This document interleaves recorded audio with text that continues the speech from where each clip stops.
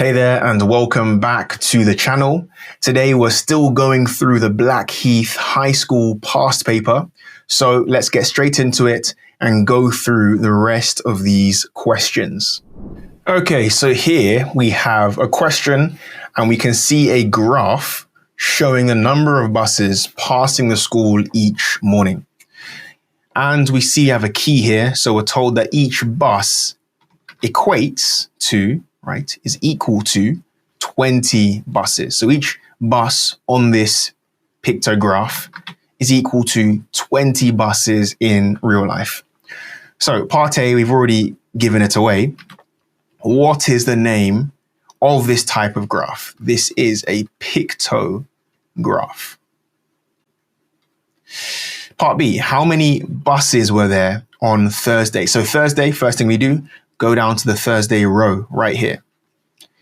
How many buses were there? Well, here on our pictograph, we have 1, 2, 3, 4 buses, right? But each bus is equal to how many buses in real life? 20. So we have 4 on the pictograph times 20, what each bus actually represents. And that should give us 80 buses on Thursday. And then for Tuesday, same sort of thing, 1, 2, 3, 4, but then we have a half of a bus here. So here it's going to be 4 times 20, which is the 80. And then we have 1/2. So we have 10 buses. So 80 plus 10. Because think about it, if a full bus, a full picture, is 20 buses, then half of that picture is going to be half of 20 buses, which is 10 buses. So here it's 20, 40, 60, 80, 10. So 90 buses. Now we're told on Friday there were 60 buses and we have to add this information to the graph. So this should be pretty straightforward for us. 60 buses, each bus is worth 20. So let's do a very bad drawing of a bus here. Got some wheels, something like this. And we're going to do this 3 times. Okay, third one. Luckily, you're not graded on the quality of your bus, but rather getting the number of drawings and number of buses correct. So it should be 3 pictures of buses, and that is the answer. So, part E, how many buses were there in total over the whole week? So Monday to Friday, we're going to add everything up. So we can actually use this convention, use this thing we've been doing, and apply it to everything else, Monday to Thursday. Because once we know the number of buses or the number of pictures, we can simply multiply that by 20 to give us our answer. So here, Monday, we have 1, 2, 3, 4, 5. So let's put a 5 here. Here we have 1, 2, 3, 4.5. So let's put 4.5 here. Here we have 2. Here we have 4. Adding these up, we have 5 plus 2. We'll come back to this one later. So 5, let's put it in red.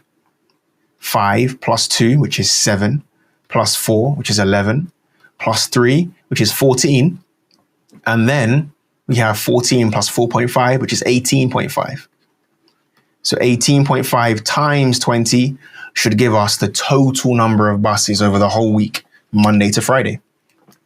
So here we can do 18 times 20 and then 0.5 times 20. So 18 times 20, well, what's 18 times 2? That should be a bit easier. 18 times 2 is 36, right? Doubling 18. But then it's not 18 times 2, it's 18 times 20. So it won't be 36, it will be 36 times 10, 360. So we have 360, and then we have 0.5 times 20, which is half of 20, 10. So we have 360 plus the 10, 370. So it should be 370 buses over the entire week. And that is our answer. Okay, so here we have some lines of symmetry that we need to draw on to each pattern. Now remember how lines of symmetry work. The whole point here is we have a line of symmetry. The best way to think about it, if we can fold the pattern, fold the shape on that line, and both sides of the fold would be the same. So there'll be no overlap, there'll be no difference in both sides or in either side of the pattern. So let's show that with this first pattern. If we take this line here, this would be a line of symmetry. Why? Because this side, if we envision it, could be folded over onto the other side, and every single part of this side would line up with the other side. So this little pattern here would line up perfectly with this pattern here. This section here would line up perfectly with this section here. If we folded it over, the two sides would fit together perfectly. They would both look the same. And that's how we know we have a line of symmetry. Or in other words, they're reflections of each other. So using that understanding, let's go to this next pattern. We have a line of symmetry here. We could fold it over and it would look the same. Same thing here. Same thing here. And same thing here. These are all lines of symmetry, because we can fold the shape, the pattern over, and both sides would be the exact same. They're almost like reflections of each other, or they are reflections of each other. And then here we have to be careful. But again, we have a line of symmetry here, right down the middle. A line of symmetry here, right down the middle. And these drawings, of course, aren't perfect. In the exam, use your ruler. And in fact, let's use a ruler here. Let me take my own advice. If we actually get it spot on, we have a third line of symmetry right here. So those are our lines of symmetry. Okay, so here we have a question centered around division. We have some first class stamps costing 27p, and we have Lola, who has a £5 note. So part A, how many stamps can she get with that £5 note? Well, here it's going to be a simple division, right? We have £5. Each stamp costs 27p. So how many lots of 27p can go into the £5 note, or can go into the 500p that we have? So that first thing that we did is very important, converting the pounds into pence, right?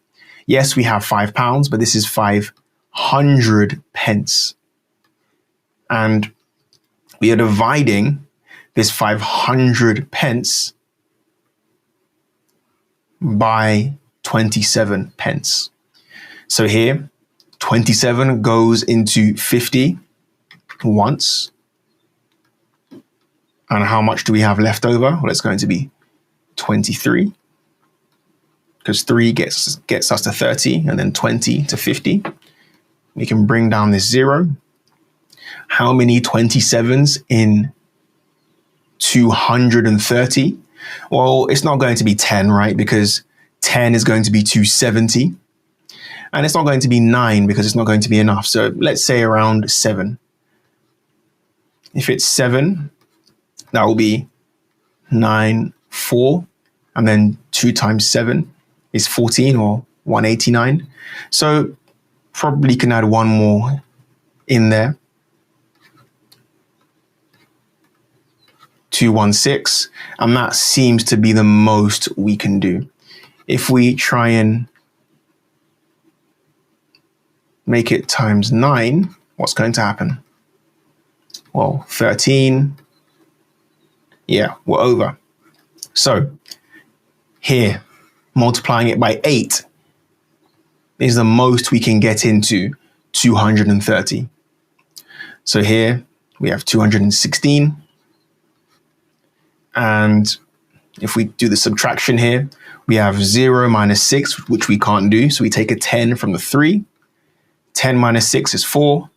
2 minus 1 is 1, and then 0. So let's clear this up. 27 goes into 500 18 whole times. And then we have a remainder of 14. So to answer the question, how many stamps can she get? Well, she only has enough money to get 18 stamps, the whole part of this division. Because you can't get a part, a fraction of a stamp. You can only get a whole stamp. And then part B, we've already kind of worked out how much money did she have left. Well, it's going to be the 14p, the remainder. So it's going to be 14 here. And then part C, explain why your last answer must be less than 27p. Well, we kind of touched on it already. This 14p or whatever it is has to be less than 27p, because if it was 27p or above, we would have used that money to buy another whole stamp. So if we're saying the maximum number of stamps she can get is 18, that means we've maxed out all the lots of 27p that we have. So whatever we have less has to be less than 27p. So how can we put this into words? Explain why your last answer must be less than 27p. Because if Lola had 27p or more left over, comma, she would buy another stamp. Simple as that. Let's move on to the next question. Okay, so that is all for today. Make sure you like the video, subscribe, and turn on notifications so that you're the first to know when the next video is released. And on that note, I will see you all next time.